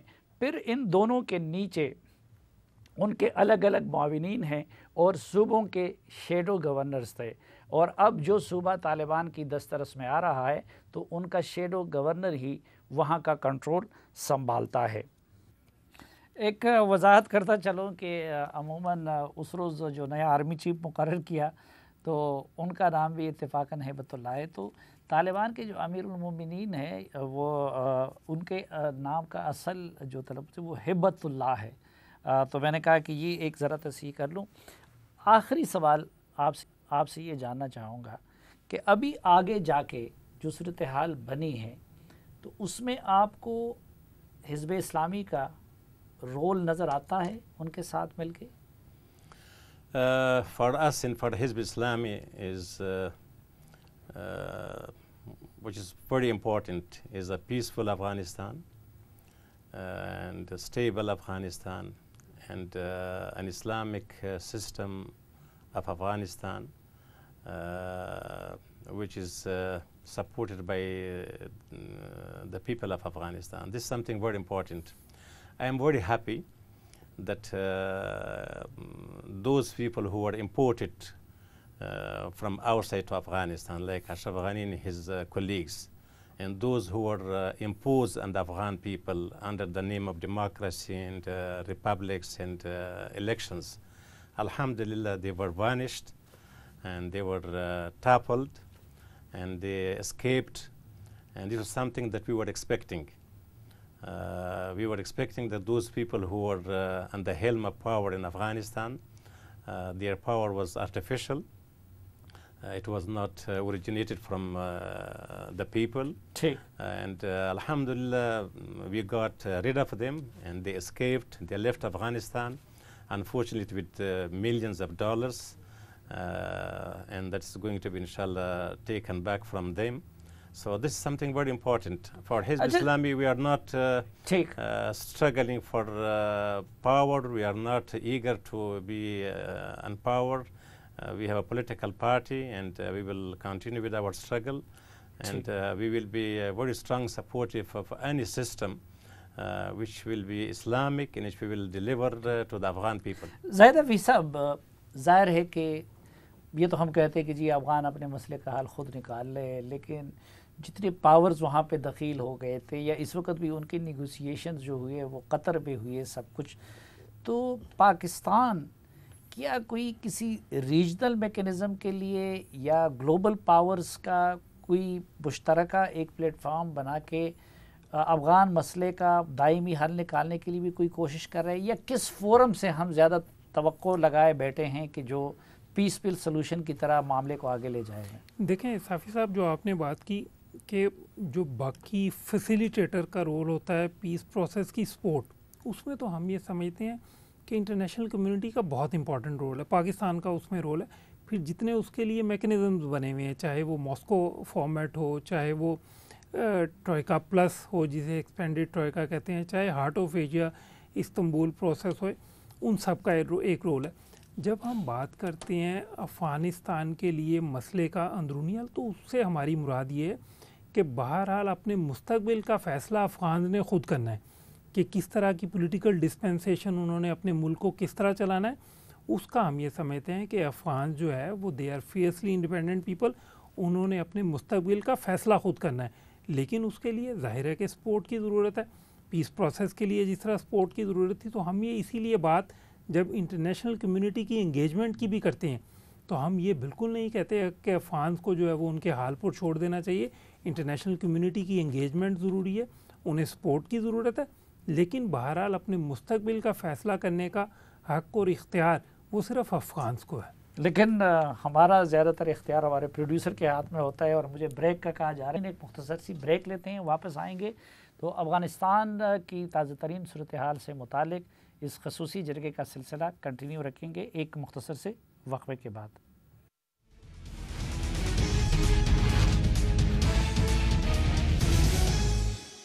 ایک بار پھر خوش آمدید آپ کو جرگے میں. ہمارے ساتھ ہیں دفتر خارجہ کے ترجمان جناب زاہد حفیظ صاحب، اور ہمیں جوائن کیا ہے افغان امور کے ماہر اور ممتاز صحافی جناب طاہر خان صاحب نے بھی. طاہر خان صاحب سے تازہ ترین معلومات بھی لیں گے، لیکن اس سے پہلے اشرف غنی سے منسوب ایک بیان ابھی مجھے موصول ہوا ہے جو پشتو زبان میں ہے، جس میں وہ یہ کہتا ہے کہ جزے و سخت انتخاب سر متصادف شم ودرگم چے مسلح طالبان اسر چے ارگ ترا داخل دل وختل مخامخشم اور یا لگران وطن سخ چما تیر شل کال دہاغی ساتنے و پارن لپارخ پر جونم کپکڑے. خلاصہ اس کا یہی ہے کہ اشرف غنی صاحب یہ کہہ رہے ہیں کہ مجھے آج ایک ایسی صورتحال کا سامنا کرنا پڑا کہ ایک طرف میں مزاحمت کروں تو اس کے نتیجے میں جنگ چھڑ جائے اور کابل کے شہریوں کی زندگی خطرے میں پڑ جائے، اور دوسری طرف یہ تھا کہ میں رستے سے ہٹ جاؤں، تو چنانچہ میں نے یہ دوسرا رستہ اختیار کیا. اور اشرف غنی صاحب نے اپنے اس بیان میں طالبان پہ یہ الزام لگایا ہے کہ وہ بندوق کے زور پہ اور طاقت سے قبضہ کرنا چاہتے ہیں. تو طاہر خان صاحب پہلے تو یہ بتائیے کہ اس سے پہلے کچھ اطلاعات ایسی آئیں کہ وہ عمان چلے گئے ہیں، آپ کی اطلاع کیا ہے اور پھر ان کے اس بیان کو آپ کتنا وزن دیتے ہیں؟ بہت شکریہ آپ کا. میری نظر میں کوئی کنفرم اطلاعات تو نہیں ہے کہ وہ کہاں ہے. پہلے تاجکستان کی رپورٹس تھی، لیکن یہ جو سوشل میڈیا پہ پوسٹ ہے عمان والی، مسقط والی، تو ممکن ہے کہ وہاں گئے ہوں. اور وقفے کے دوران چوہدری صاحب سے جو بات ہو رہی تھی تو ممکن ہے کہ کسی نہ کسی سٹیج پہ کوئی ثالثی کہہ دے، کوئی سہولت کاری کہیں، کوئی نہ کوئی معاملہ تو ہے. غنی صاحب کا بیان آپ نے دیکھا ہے، ظاہر بات ہے لوگوں میں ایک ریزینٹمنٹ ہے، ایک غصہ ہے کہ ایک تو پہلے سیکیورٹی فورسز سے لوگوں کے گلے شکوے تھے، اور اب جس طریقے سے صدر صاحب گئے ہیں، سابق صدر، تو ظاہر بات ہے لوگوں میں ایک حیرانگی تو ہے. یہ کچھ چیزیں دنوں میں ہو. اسماعیل خان آیا اور بہت سوشل میڈیا پہ اس کا وہ کہ جناب وہ بس 78 سال ہے یا 87 سال ہے، لیکن ایک دن بعد وہ پھر اچھا خواتین کو بھی ہتھیار دے رہے تھے جی. پھر وہ آیا جناب عطا محمد نور صاحب اور دوستم دونوں بازار میں بھی نکلے اور کہ ہم نے طالبان کو وہاں سے نکال دیا، لیکن دوسرے دن وہ چلے گئے. تو کچھ عجوبے سے ہو رہے ہیں، لیکن یہ بھی توقع نہیں تھی کہ اس طریقے سے یہ چلے جائیں. میرے خیال میں ان کے پاس مواقع تھے کہ شاید اس سے بھی ذرا آنریبل طریقے سے یہ لوگ چلے جاتے. اچھا طاہر خان صاحب ایک نقطہ اور سمجھنا چاہتا ہوں کہ پہلے بہت زیادہ لوگوں کا تجزیہ تھا کہ جی پچھلے 20 سال میں افغانستان بہت تبدیل ہو گیا ہے، موبائل کی وجہ سے اور ٹی وی کی وجہ سے اور کرکٹ کی وجہ سے اور مغربی دنیا کے ساتھ انٹریکشن کی وجہ سے، اور اب نئی نسل جو ہے وہ طالبان جیسے لوگوں کو قبول نہیں کریں گے۔ لیکن دوسری طرف اب ہم دیکھ رہے ہیں کہ کسی شہر میں نہ صرف یہ کہ ان کی مزاحمت نہیں ہوئی بلکہ ہر شہر میں ان کا استقبال کیا جا رہا ہے، تو اس کی کیا وجہ ہے؟ لوگ تنگ تھے بیسیکلی اس سیٹ اپ سے۔ یہ جو کافی صوبوں میں لڑائی نہیں ہوئی، ارزگان کے گورنر کو میں نے سنا، اس نے کہا کہ ان کو لوگوں نے کہا کہ آپ نے جنگ نہیں کرنی، منع کیا اس کو۔ تو اور دوسری بات، پہلے ہم سنتے تھے نا کہ وہ ہوگی سول وار ہوگی، لوگ نہیں لڑتے۔ اگر آپ کے سیکورٹی فورسز نہیں لڑتے تو عوام پھر کیسے آپ کا ساتھ دیں گے؟ تو ایک تو والا ایشو ہو گیا، اور پھر جو لڑائی کے لیے اس کے لیے ایک تو سپورٹ کی ضرورت، دوسرا ایک ارادہ اور ویل۔ ابھی چند دن پہلے تو اس نے وہ پشتوں میں ہم کہتے ہیں پیغور دیا نا جو صدر بائیڈن نے، کہ آپ لڑیں نا طالبان کے خلاف، آپ کی ٹریننگ ہوئی ہے 20 سال، $1 ٹریلین ہم نے خرچ کیے ہیں، اور میں آپ پہ، اس نے کہا کہ میں سیکیورٹی فورسز افغان پہ ٹرسٹ کرتا ہوں، طالبان پہ نہیں کرتا، یعنی وہ آپ کیپیبل ہے۔ لیکن ایسا تو ہوا نہیں، کیونکہ وہ ارادے اور ویل کی بات ہے۔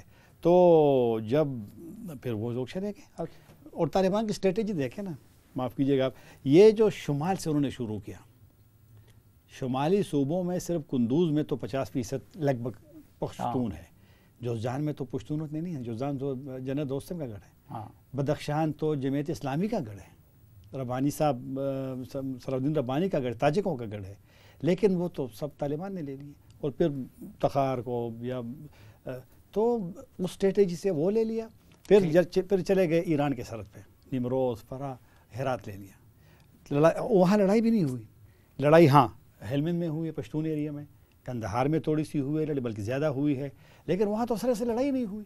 اور وہ یہاں سے دوستم ترکی سے آ کر سیدھا کابل آئے، بجائے کہ وہ جوزجان چلے جاتے، کیونکہ وہ پہلے کہے کوئی طالبان مجھے اجازت دیجیے، صدر اشرف غنی صاحب سے اجازت مانگتے تھے کہ میں طالبان کے خلاف لڑتا ہوں، لیکن جب موقع آیا تو کابل آئے، اور پھر مزار شریف، پھر ازبکستان۔ اچھا زاہد صاحب، پچھلے مہینے ڈیڑھ سے ہم دیکھ رہے تھے کہ پاکستان میں بہت زیادہ ایک خوف محسوس کیا جا رہا تھا کہ جی وہاں کا فال آؤٹ ہوگا ریفیوجیز کی شکل میں، پھر یہاں TTP کے لیے ایمرجنس کی شکل میں، لیکن اب جبکہ وہاں پہ سب کچھ بغیر جنگ کے ہو رہا ہے، اب کیا اسسمنٹ ہے ہماری حکومت کی، کس شکل میں پاکستان پہ اچھے یا برے اثرات مرتب ہو سکتے ہیں؟ دیکھیں، ایک تو صافی صاحب، اس سے پہلے میں بات کروں جو ابھی طاہر صاحب نے ایک بات کی کہ جس طرح انہوں نے پہلے جو ہے وہ شمال میں، آپ نے بھی اپنے شروع میں یہ بات کی تھی کہ پاکستان کے اوپر ایک جو الزام لگایا جاتا تھا کہ شاید پاکستان کی مدد کے بغیر یا جو سیف ہیونز کی بات ہوتی تھی، تو دیکھیں یہ انہوں نے جو علاقے لیے، یہ وہ علاقے ہیں جو کہ پاکستان کے ساتھ، جو پاکستان افغانستان بارڈر ہے، اس سے تو بہت دور ہیں۔ تو اس لیے یہ اگین جب ہم بار بار یہ بات کرتے ہیں کہ یہ ان کی سپورٹ، ان کی پریزنس افغانستان کے اندر موجود تھی۔ دوسری جو آپ نے بات کی کہ پاکستان، دیکھیں پاکستان افغانستان میں امن کا خواہاں ہے، ہم صرف یہ چاہتے ہیں کہ افغانستان میں امن ہو، کیونکہ افغانستان کے عوام نے بہت سفر کیا ہے for over 4 decades of war in that country, تو وہ ڈیزرو کرتے ہیں کہ وہ بھی خوشحالی دیکھیں، امن دیکھیں، ڈیولپمنٹ ہو وہاں پہ بھی۔ اور ہمارے جو اس وقت انیشیٹیوز ہیں، جو میں نے بات کی آپ سے پہلے بھی، کہ جو ریجنل کنیکٹیویٹی کے انیشیٹیوز ہیں، اس سے نہ صرف پاکستان میں بلکہ اس سے افغانستان میں خوشحالی آئے گی۔ ہم نے ان کے ساتھ ٹریڈ کے معاملات، آپ نے یہ دیکھا کہ even during very difficult circumstances, Covid کے دوران بھی ہم نے ان کے ساتھ اپنی جو ہے وہ تجارت جاری رکھی، بارڈرز کو اوپن رکھا، کیونکہ ہم یہ نہیں چاہتے تھے کہ افغانستان کے عوام کے لیے مشکلات پیدا ہوں، کیونکہ پاکستان افغانستان کے عوام کے ساتھ کھڑا ہے۔ آپ نے دیکھا کہ جب پاکستان کے مخالف بھی سٹیٹمنٹس آتی تھی تو ہم نے کبھی ان سٹیٹمنٹس کو پاکستان اور افغانستان کے عوام کے درمیان ایک ویج بننے نہیں دیا، کیونکہ ہم یہ سمجھتے تھے کہ یہ وہ لوگ ہیں جو کہ افغانستان کے عوام کے ٹرو ریپرزینٹیٹیو نہیں ہیں۔ افغانستان کے عوام اور پاکستان کے عوام، ہم یہ سمجھتے ہیں کہ ان کے درمیان جو ہے وہ ایک محبت کا رشتہ ہے، اور ہم پاکستان کے عوام کے ساتھ کھڑے رہیں گے اور افغانستان میں امن کے لیے کام کریں گے۔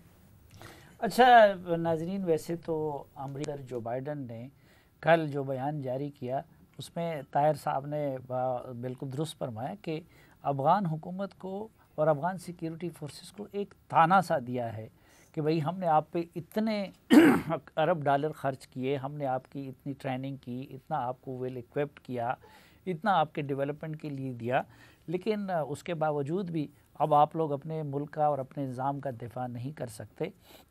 اور دوسری طرف افغان حکومت خصوصاً اشرف غنی صاحب اور پھر ان کے جو قریبی ساتھی تھے امراللہ صالح اور حمداللہ محب جیسے لوگ، سارا الزام پھر پاکستان پہ دھر رہے تھے اور پاکستان کو قربانی کا بکرا بنانا چاہ رہے تھے۔ لیکن کیا خود امریکیوں کے ہاتھ بھی اتنے صاف ہیں یا نہیں، یہ میں واضح کروں کہ یہ میرا ذاتی موقف ہے، ایک صحافی اور طالب علم کی طرف کی حیثیت سے میرا ذاتی تجزیہ ہے، یہ حکومت پاکستان کا موقف نہیں ہے یا پاکستان کے حکام کا۔ لیکن آئیے ذرا دیکھتے ہیں کہ خود امریکیوں نے کون کون سی غلطیاں کی جس کی وجہ سے وہ خود بھی شکست سے دوچار ہوئے اور جس کی وجہ سے طالبان کی فتح کی راہ بھی ہموار ہوئی۔ ناظرین، نہ صرف روس اور امریکہ بلکہ افغانستان کے سابق صدر حامد کرزئی جیسے لوگ بھی افغانستان میں طالبان کی موجودہ فتوحات اور افغانستان کی موجودہ صورتحال کا ذمہ دار امریکہ کو قرار دے رہے ہیں۔ امریکہ کی بنیادی غلطیاں کیا تھی کہ سپر پاور ہونے کے باوجود اور نیٹو کے اتحادیوں کے بھرپور ساتھ کے باوجود وہ طالبان کو شکست نہ دے سکا؟ میرے نزدیک امریکیوں سے بنیادی طور پر 10 غلطیاں سرزد ہوئی۔ پہلی غلطی 9/11 کے بعد امریکہ نے یہ کی کہ اس نے القاعدہ کے ساتھ ساتھ طالبان کو بھی ختم کرنے یا صفحہ ہستی سے مٹانے کی کوشش کی۔ پاکستان نے تجویز دی تھی کہ بون کانفرنس میں طالبان کو بھی شامل کیا جائے، لیکن امریکی اس وقت زوم کا شکار تھے۔ دوسری غلطی بنیادی طور پر امریکیوں نے یہ کی کہ انہوں نے افغانستان میں لوگوں کی زندگی بہتر بنانے یا تعمیری نو کے کاموں کو تیز کرنے کی بجائے زیادہ تر پیسہ جنگ پہ خرچ کیا، ہتھیاروں پہ خرچ کیا، بڑے بڑے اڈوں کی تعمیر پہ خرچ کیا، اور آج بھی یہ حالت ہے کہ کابل کی سڑکیں خستہ حال ہیں۔ تیسری بنیادی غلطی امریکہ نے یہ کی کہ پاکستان کی درخواست کے باوجود امریکہ نے انڈیا کو افغانستان میں آنے سے نہیں روکا۔ نہ صرف یہ کہ انڈیا کو افغانستان میں آنے دیا، بلکہ انڈیا کو یہ اجازت بھی دی افغان حکومت کے ساتھ مل کے کہ وہ افغان سرزمین کو پاکستان کے خلاف استعمال کرے۔ چوتھی غلطی امریکہ نے افغانستان کے حوالے سے یہ کی کہ اس نے افغانستان کے پڑوسی ممالک کے مفادات اور خدشات کا خیال نہیں رکھا۔ نہ اس نے پاکستان کے مفادات اور خدشات کا خیال رکھا، نہ ایران کے مفادات اور خدشات کا خیال رکھا، نہ روس کے تحفظات اور خدشات کا خیال رکھا۔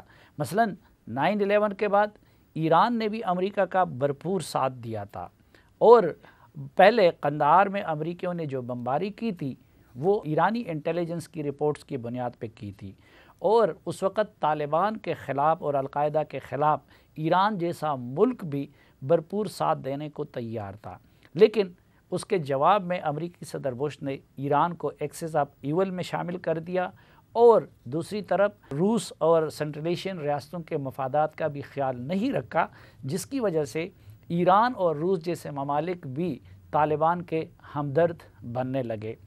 پانچویں غلطی امریکہ کی یہ رہی کہ افغانستان سے متعلق اس کے ادارے مثلا CIA، پینٹاگون، اسٹیٹ ڈپارٹمنٹ اور وائٹ ہاؤس ایک پیج پہ نہیں رہے۔ عموماً ہم نے افغانستان میں یہ دیکھا، اور بش ایٹ وار جو باب ووڈ کی کتاب ہے یا اسی طرح دیگر کئی کتب میں اس کی تفصیلات موجود ہے، اسٹیو کول کی کتابوں میں وہ تفصیلات موجود ہے، امپیریل ہیوبرس جیسی کتابوں میں وہ تفصیلات موجود ہے کہ امریکہ میں بعض اوقات CIA کی لائن ایک رہی تو اسٹیٹ ڈپارٹمنٹ کی لائن دوسری رہی، بعض اوقات وائٹ ہاؤس کچھ چاہتا تھا تو پینٹاگون کچھ چاہتا تھا، اور اس کی وجہ سے بھی افغانستان میں امریکہ کو مطلوبہ کامیابی نصیب نہیں ہوئی۔ چھٹی اور میں سمجھتا ہوں کہ سب سے بڑی غلطی امریکہ کی عراق وار شروع کرنے کی تھی۔ عراق وار جب امریکی شروع کر رہے تھے تو اس وقت افغان صدر حامد کرزئی نے بھی اس کی مخالفت کی تھی۔ حسنی مبارک جیسے امریکہ کے اتحادی نے کہا تھا کہ اگر عراق پر حملہ کیا گیا تو ایک کی بجائے 100 اسامہ بن لادن پیدا ہوں گے، لیکن پوری دنیا کے ان تحفظات کو بالائے طاق رکھتے ہوئے امریکیوں نے عراق پر یلغار کیا، اور پھر اس کے نتیجے میں امریکہ کے خلاف اس خطے میں نفرت مزید بڑھ گئی۔ اس کے نتیجے میں ایک تو یہ ہوا کہ ایران کو یہ خدشہ پیدا ہوا کہ عراق اور افغانستان کے درمیان وہ سینڈوچ بن گیا، چنانچہ طالبان اور القاعدہ کے ساتھ اس نے بھی اپنے روابط بڑھا دیے۔ دوسری طرف روس، چین، تاجکستان، ازبکستان، کرغزستان اور ترکمانستان جیسے ممالک بھی اس کنسپریسی تھیوری پہ یقین کرنے لگے کہ امریکہ کا اصل مقصد افغانستان میں استحکام نہیں بلکہ لانگ ٹرم قیام ہے۔ تیسرا اس کا اثر یہ ہوا کہ اسپیشل فورسز امریکہ نے یہاں سے منتقل کر دی عراق، حالانکہ افغانستان ابھی پوری طرح قابو میں نہیں آیا تھا، اور ابو غریب جیل کی فوٹیجز بھی القاعدہ اور طالبان کو میسر آئی، جو کہ امریکیوں کے خلاف نفرت پھیلانے کے لیے اور طالبان کے نیریٹو کو تقویت پہنچانے کے لیے استعمال ہوئی۔ ساتویں غلطی امریکیوں کی یہ تھی کہ ان کی پالیسیاں افراط و تفرید کی شکار رہیں۔ مثلاً شروع میں صدر بش کہا کرتے تھے کہ وہ طالبان کو بھی ملیامیٹ کریں گے، وہ القاعدہ کو بھی سبع ہستی سے مٹائیں گے، لیکن 2014 میں صدر اوباما نے افغانستان سے نکلنے کے لیے ایک پلان دے دیا۔ اب اس میں یہ کنٹرڈکشن تھی کہ ایک طرف انہوں نے سرج کیا، اپنی ٹروپس بڑھا دی، اور دوسری طرف نکلنے کے لیے انہوں نے ایک ٹائم لائن دے دیا، جس کی وجہ سے طالبان کا مورال بلند ہوا، اور پہلی مرتبہ ان کے ہاں یہ امید پیدا ہوئی کہ امریکی 2014 میں افغانستان سے نکلیں گے، چنانچہ انہوں نے اس وقت کا انتظار کرنا شروع کیا۔ پھر اگر آپ ٹرمپ ایڈمنسٹریشن کو دیکھیں تو جو پہلی افغان پالیسی انہوں نے اناؤنس کی وہ ایک انتہا تھی۔ انہوں نے طالبان کو بزور طاقت کچلنے کی بات کی۔ اس پہلی افغان پالیسی میں انہوں نے پاکستان کو بھی دھمکیاں دی اور انڈیا کے رول کی تعریف کی اور اس کو بڑھانے کی بات کی، لیکن پھر وہ دوسری انتہا پہ چلے گئے، اور پھر وہ یہ اصرار کرتے رہے اور زلمہ خلیلزاد وغیرہ پہ زور ڈالتے رہے اور پاکستان پہ بھی زور ڈالتے رہے کہ ان کے انتخابات سے قبل ان کی افواج کا انخلاء ہونا چاہیے۔ تو میرے خیال میں امریکی حکومت کا یہ جو افراط و تفرید تھا، اس کی وجہ سے بھی طالبان کو تقویت ملتی رہی اور افغان حکومت دن بدن کمزور ہوتی رہی۔ ناظرین، ایک مختصر سی بریک اور واپس آئیں گے تو یہاں پہ موجود مہمانوں کے ساتھ گفتگو کا سلسلہ آگے بڑھائیں گے، ہمارے ساتھ رہیے۔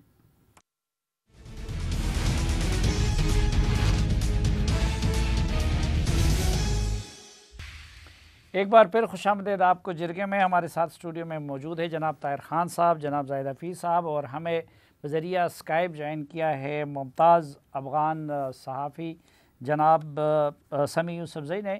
سمیع، یہ بتائیے آپ کی کیا اطلاعات ہیں، اشرف غنی صاحب گئے کہاں ہیں، اور کیا وہ استعفیٰ بھی دے چکے ہیں یا کہ صرف کابل چھوڑ چکے ہیں؟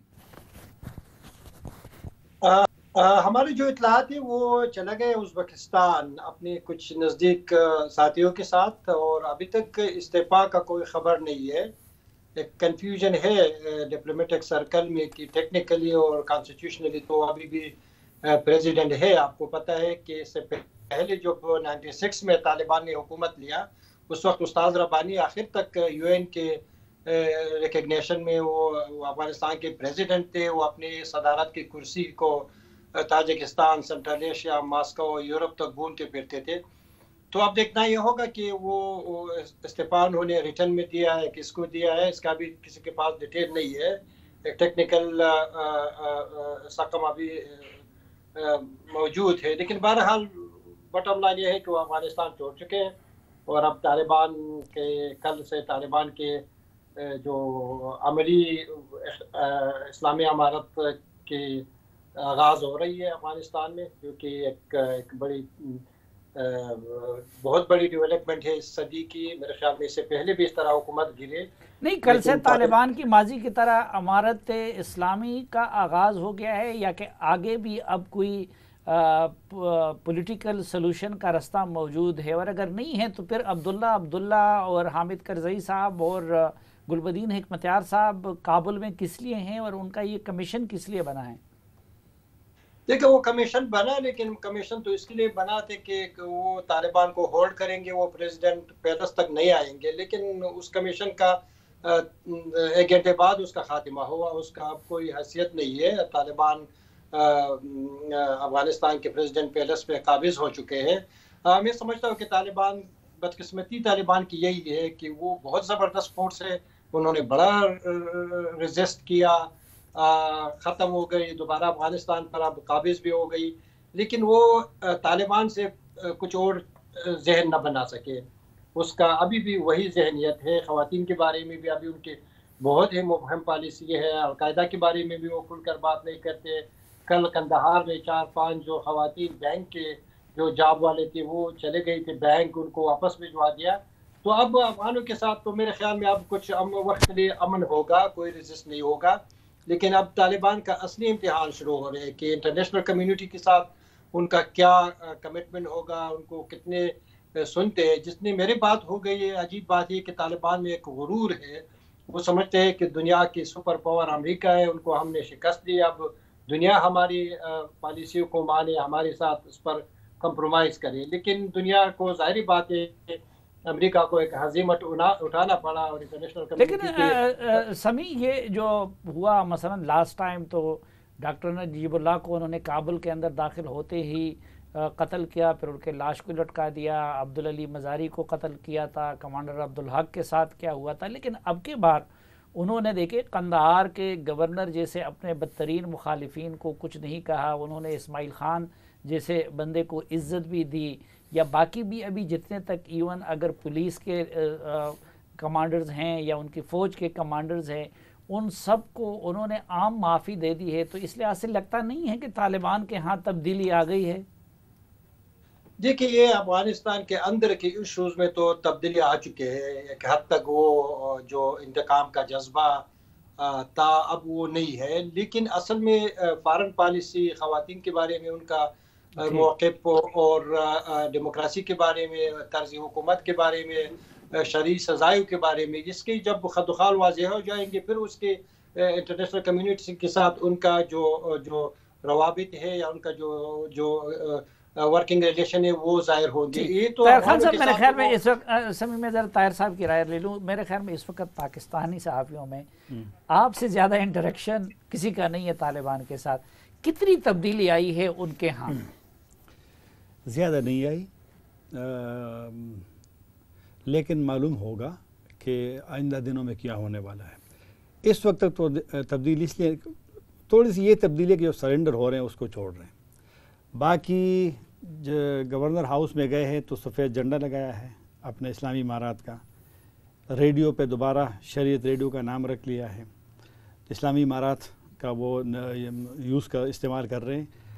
तो अब मालूम होगा कि जब अभी ये काबुल गए हैं तो जब उनका निज़ाम बनेगा, उनके अमीर साहब बाहर निकलेंगे, उनकी शूरा, क्योंकि वो जो पहले हुकूमत थी उसमें तो आपको मालूम है कि 2 किस्म के निज़ाम थे। एक मुल्ला उमर साहब के सरबराही में एक शूरा थी और एक फिर मुल्ला रब्बानी की। तो मुमकिन है कि वही वाला निज़ाम हो।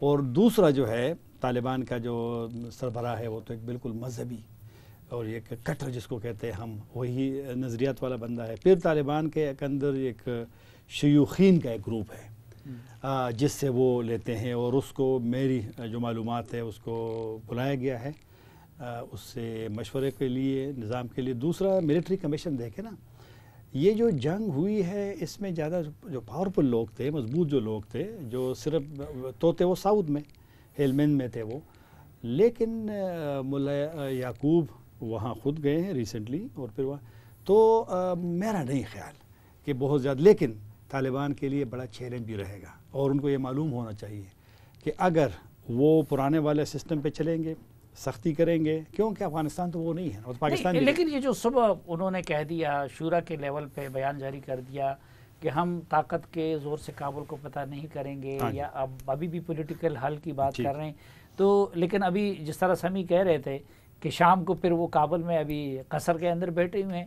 تو آپ کو کیا لگتا ہے کہ یہ جو ورلڈ کمیونٹی کی ریجنل کنٹریز کو وہ جو یقین دلا رہے ہیں کیا اس سے بعد میں پیچھے ہٹ جائیں گے یا کہ نہیں اپنے ان وعدوں پہ اور پولیٹیکل سلوشن کے وعدے پہ قائم رہیں گے؟ اسی مرحلے پہ تو کسی کو نہیں سنیں گے، وہ نہ پاکستان کو سنیں گے اور کسی نے ان کو سنانا بھی نہیں چاہیے، کیونکہ وہ کہتے ہیں کہ انہوں نے قربانیاں دی ہیں، اپنے آپ کو بھی مروایا ہے، اپنے افغان اور دوسرے جو بھی تھے، تو لہٰذا وہ اس وقت کسی کو نہیں سنیں گے. آپ دیکھ وہ طالبان بڑے ہوشیار ہو گئے ہیں، ایسا بھی نہیں ہے.